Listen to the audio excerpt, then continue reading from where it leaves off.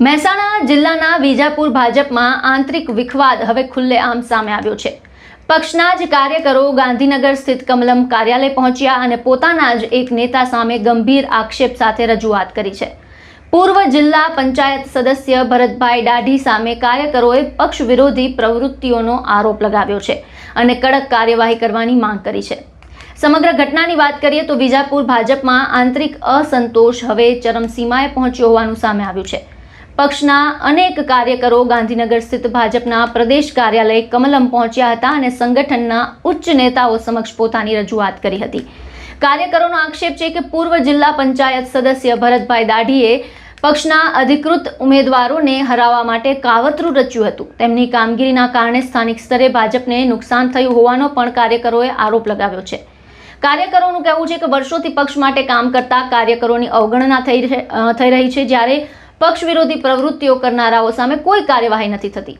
આ સ્થિતિના કારણે સામાન્ય કાર્યકરોમાં ભારે નારાજગી જોવા મળી છે। ગાંધીનગર કમલમ ખાતે પહોંચેલા કાર્યકરોએ સંગઠનના હોદ્દેદારો સમક્ષ લેખિત તેમજ મૌખિક રજૂઆત કરી અને માંગ કરી કે સમગ્ર મામલાની નિષ્પક્ષ તપાસ કરવામાં આવે અને જો આક્ષેપો સાચા સાબિત થાય તો શિસ્તભંગના નિયમો હેઠળ કડક કાર્યવાહી કરવામાં આવે। આજે અમને શિસ્ત સમિતિની બેઠકમાં બોલાયા છે કમલમથી। આજે અમે બધા કાર્યકર્તાઓ સાથે આવ્યા છીએ।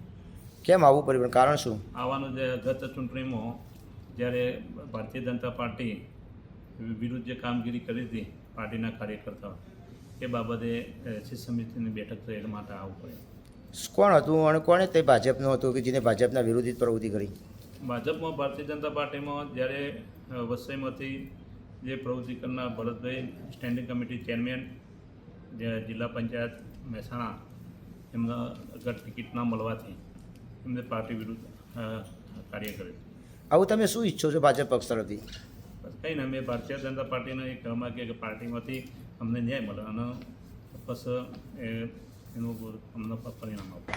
કાર્યકરોએ સ્પષ્ટ ચીમકી પણ ઉચ્ચારી છે કે જો સમયસર યોગ્ય કાર્યવાહી નહીં કરવામાં આવે તો તેની સીધી અસર સંગઠન પર પડી શકે છે। સ્થાનિક સ્તરે કાર્યકરોમાં નિરાશા વધશે અને આવનારી ચૂંટણીમાં પણ પક્ષને નુકસાન ભોગવવાનો વારો આવી શકે।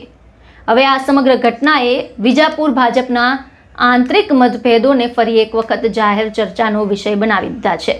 હવે સૌની નજર ભાજપના પ્રદેશ નેતૃત્વ પર છે કે રજૂઆત બાદ શું નિર્ણય લેવામાં આવે છે અને પક્ષ શિસ્તભંગના આ મામલે શું પગલાં ભરે છે। આ તરફ ભરતભાઈ દાઢી તરફથી કોઈ સત્તાવાર પ્રતિક્રિયા સામે નથી આવી, પરંતુ ત્યારે આક્ષેપોની સત્યતા અંગે સ્વતંત્ર પુષ્ટિ થવાની બાકી છે। જોકે કાર્યકરોની રજૂઆત બાદ ભાજપનું નેતૃત્વ શું નિર્ણય લે છે તેના પર સૌની નજર છે। તો આવા જ રાજકીય સમાચારો માટે અમારી સાથે જોડાયેલા રહો। નમસ્કાર।